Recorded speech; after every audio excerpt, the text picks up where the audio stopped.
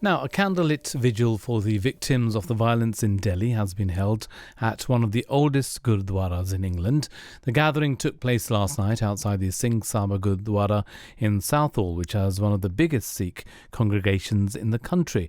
Well, let's find out more because I'm joined on the line by Harwinder Singh, volunteer at the Sabha Gurdwara. Welcome to the programme. Good evening. Good evening. So tell us, Harwinder, what was the idea behind the vigil last night? Well, the idea was to show a sense of solidarity with people who have suffered over the last fortnight or so with the violence that's been instigated in Delhi. And it was more than just showing a sign of solidarity, but trying to actually go through a period of reflection for those present, but to actually make a statement that we'd put out to, our congregation and the wider society that we were not shying away from this happening, and we were not pretending, we were not in ignorance of it. And I suppose that's the thing, isn't it? Not being ignorant of what goes on in South Asia. And clearly, I suppose the community must have felt something after seeing the pictures and statements that we've seen on social media. It must have had an impact. Yes, of course. And I think any time that certainly the Sikh community in Southall, it's such a politically active community, and the Gurdwara itself has got a rich history of it. Whenever we see anything taking place that shows a sense of injustice anywhere across the world, we're rife to it. We discuss it as a community, as an institution. But in this case, what we thought we saw more than anything else was people turning a blind eye to it. And that was one of the main instigators for us to say we need to do something to show that this is not going to just go under the carpet, and that it is impacting us. It does make us feel that why is this still going on in this day and age? Yeah, indeed. And as I mentioned, on social media and certainly on our BBC website as well, you'll see a story about how the Sikh community have stepped in to help those who have been attacked and families that have been attacked.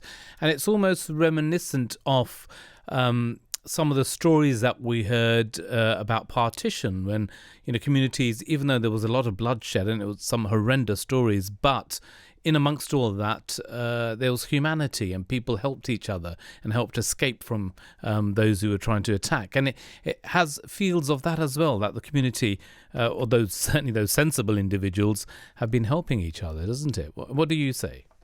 It does indeed, and from the perspective of the Gurdwara in Southall, the Sikh community generally, one of the things that we try to remind ourselves at all times is that there are individuals who make mistakes, individuals who are somewhat misguided, and of course there is a bigger behemoth moving here, which is usually the state. And, you're right to bring in 1947 because a lot of that violence that took place was being orchestrated at a certain level. But in and amongst all of that, you had everyday people who don't like to see other people being hurt. And that's a beautiful thing to see in and amongst all of this. It's a silver lining in that cloud.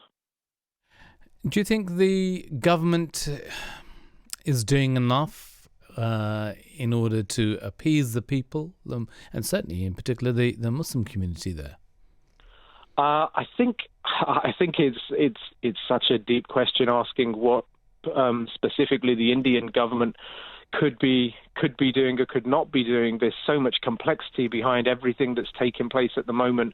And of course, there's so much that you can look back historically at different time periods to see the exact same things happening again and again. We saw it happen in 1975 during the emergency period in India. And of course, Sikhs very specifically suffered from almost the exact same formula of violence that's been perpetrated a week ago in Delhi. We felt that ourselves, specifically in November of 1984.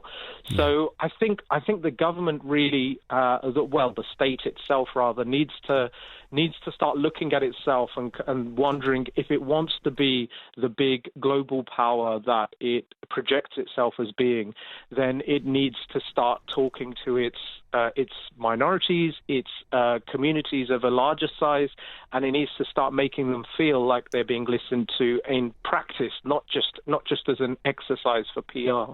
Mm. Maybe this is a difficult question, but clearly there are religious divides over there. Do you feel there is any sort of reflection of that within the South Asian communities residing here in the UK? I mean, have the Hindu community been speaking up and against this? I think what's interesting is that we've found here in the UK that many different communities have spoken up against the violence, certainly from what we see through social media and press statements.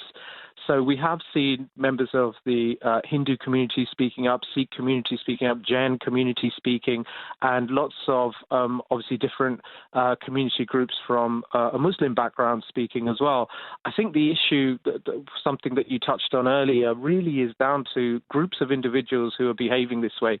And in that same light, unfortunately, we do have groups of individuals in the United Kingdom who are aligned either with the Indian state or some other state group or org that don't speak up on it. And unfortunately, I think we have some of those groups who are the, some of the advisory groups to community leaders and to politicians in this country.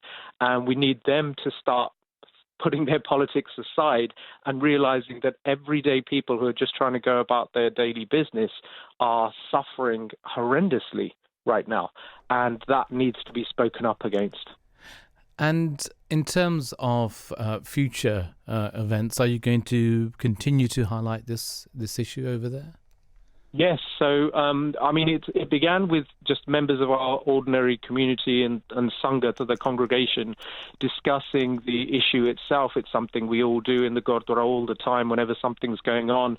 And at a committee level or at a volunteer level, people discussing it said, well, we have to show some sense of solidarity. We have to do something, and this was the first step in that kind of journey. So there will be some further events taking place.